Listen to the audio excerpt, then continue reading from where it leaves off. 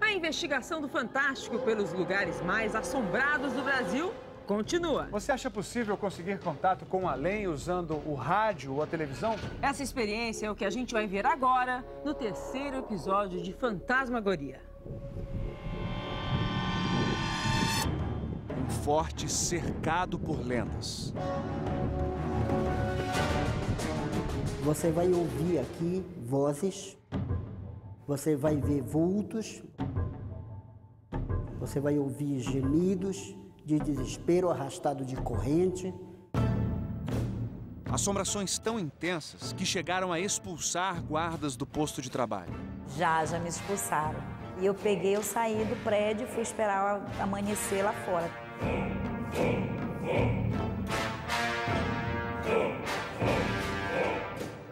Hoje, Fantasmagoria está na região norte do Brasil. Macapá, capital do Amapá. Uma fortaleza do século XVIII, na margem do rio Amazonas. Um lugar construído com mão de obra escrava e indígena, e com muitas histórias de fantasmas. Seja bem-vindo a Fantasmagoria.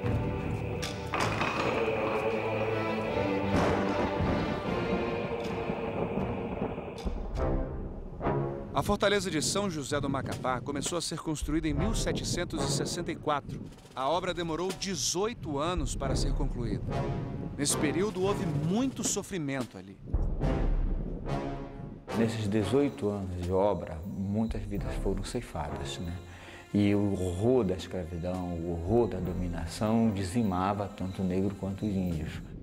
Há quem diga que muitos escravos tentaram escapar pelo Desaguadouro, o poço que fica no centro da Praça de Guerra e é ligado ao rio Amazonas por essa passagem estreita.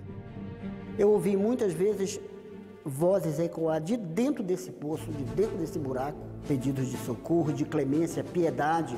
Os escravos tentavam escapar por esse buraco e não conseguiam, né? Não tinha saída, e aí eles morriam entalados aí dentro. Barulhos estranhos também já assustaram Simone. Ela é vigia há 6 anos e não gosta de andar por essas galerias que no passado abrigaram presos. A gente estava fazendo a ronda e alguém bateu o pé atrás da gente. Aí a gente escutamos como alguém batesse assim com a bota, assim, atrás da gente. Aí a gente corremos e nem olhamos para trás. Simone só ouviu. Mas seu Ezequias chegou a ver uma assombração. Um padre sem cabeça na rampa de um dos baluartes da fortaleza.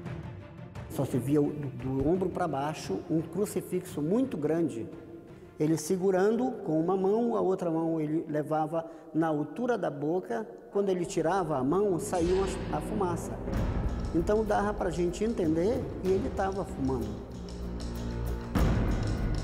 Seria esse padre o autor das missas fantasmas na capela do forte? Aqui onde nós estamos, nessa capela, eu cansei de ouvir aqui ladainhas, missas sendo rezadas, como se tivesse muitas pessoas cantando e rezando ao mesmo tempo. Não tinha ninguém. Instalamos câmeras de segurança pela fortaleza. Edgar, Suzeli e Robson, moradores de Macapá, são os voluntários dessa noite. Sejam bem-vindos à Fantasmagoria. Boa noite. Cada um recebe uma câmera com visão noturna e um fone. Nossa comunicação, a partir de agora, será pelo rádio. A primeira missão de vocês é aqui no Desaguadouro. Eu sempre tive curiosidade de entrar para ver o que tinha aí dentro. Sério, Edgar? Sua hora então chegou. Isso aqui era um dos ambientes, né, que o pessoal diz que tem fantasma. Se aqui já é assim, imagina o resto. A primeira experiência é com um rádio e um gravador.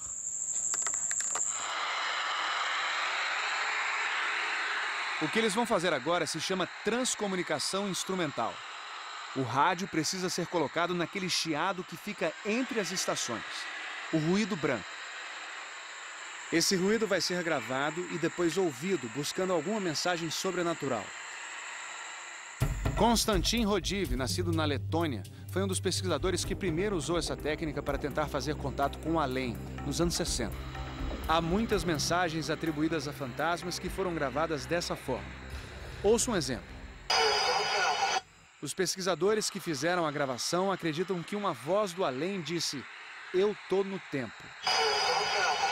ouça mais uma vez.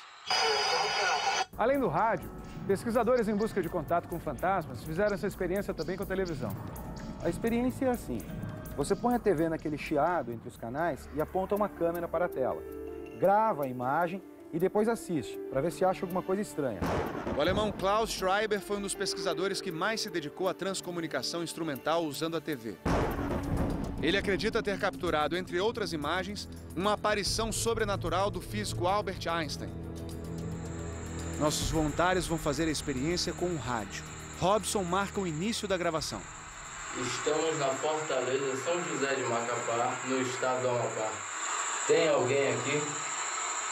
Eles devem ficar em silêncio absoluto. Durante 30 minutos, aguardam um sinal.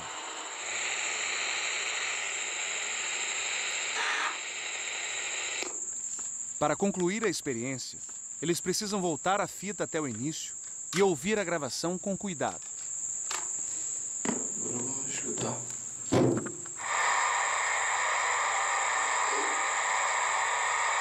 Escutaram? Escutei, ouvi. Você escutou? Ouvi, escutei. Foi. Escutou tipo um gemido? Isso. Vamos ouvir de novo. O que chama a atenção dos participantes é um som que parece uma pessoa dizendo "Ei". Ouça mais uma vez. Os espíritos podem sim se comunicar pelos aparelhos. Eles utilizam a energia mental de alguma pessoa que está ali. Mas os espíritas também acreditam que algumas vozes podem ter causas naturais. É possível e é muito comum que nas gravações no rádio que haja interferência de outras emissoras. Você pode estar numa faixa de frequência e captar frequências de um outro canal de televisão, de outro sinal de rádio. Que para uma pessoa como eu seria apenas ruído, mas para uma pessoa não tão cética poderia ser um fantasma. Assim como as imagens, os sons também podem confundir o nosso cérebro e criar ilusões. Você sabe dizer que barulho é esse? Ajuda se colocarmos essa ilustração? Parece chuva, né? Mas esse áudio, na verdade, é de ovo fritando. O seu cérebro foi levado a crer que era chuva pela imagem que nós colocamos. É que, dependendo do contexto, um ruído ou uma cena podem ganhar diferentes significados. Quando se está com a sua mente aberta, alerta, em busca de significados, a gente encontra significado para tudo. E qual seria a explicação para as vozes que pessoas dizem ouvir no desaguadouro? Pedidos de socorro, de clemência, piedade. O desaguadouro desemboca nessa saída que fica na margem do rio Amazonas. Quando o nível do rio sobe e bate nessa saída, ele produz barulhos que podem ser levados até o centro da fortaleza, onde o desaguadouro vai funcionar como uma câmara de eco, ampliando esses sons e criando a impressão de que eles são produzidos dentro da fortaleza. A experiência continua fora do desaguadouro. Robson vai para um lado. Suzeli e Edgar para o outro. Robson está na capela, onde testemunhas dizem ter ouvido uma missa rezada por um padre fantasma. Ele vai tentar se comunicar com o padre através do pêndulo, outro instrumento usado para contatos sobrenaturais. Funciona assim. Primeira pessoa faz uma pergunta. Padre, o senhor está aqui? Se o pêndulo gira em sentido anti-horário, a resposta é não. Se gira em sentido horário, a resposta é sim. Padre está aqui.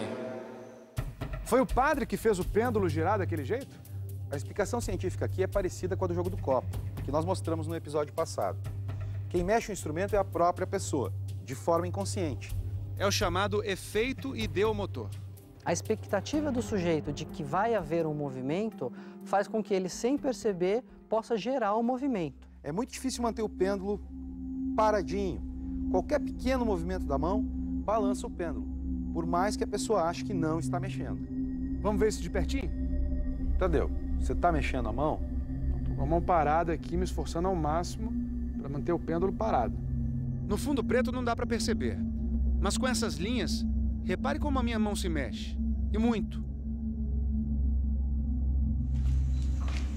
Suzeli vai investigar as galerias que no passado serviram de prisão e onde funcionários da fortaleza contam ter sido perseguidos por fantasmas.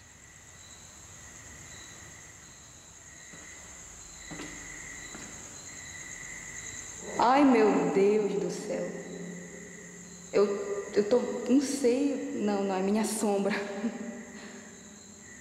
Me arrepiei todinha agora, parecia que tinha uma pessoa encostada. Suzeli descobriu que era a própria sombra que a assustava. Mas qual a explicação para os passos que perseguiram a vigia? Aí a gente escutamos como alguém batesse assim com a bota, assim. Aqui nessa parede tem um conjunto de calhas intercalado com um conjunto de aberturas. Essas calhas servem para escoar a água da chuva. A água escorre por aqui e bate na pedra, produzindo um som que é amplificado por essas aberturas, que tem uma capacidade incrível de produzir eco. O barulho do pingo d'água batendo na pedra, amplificado, pode parecer com passos de alguém que está perseguindo uma pessoa.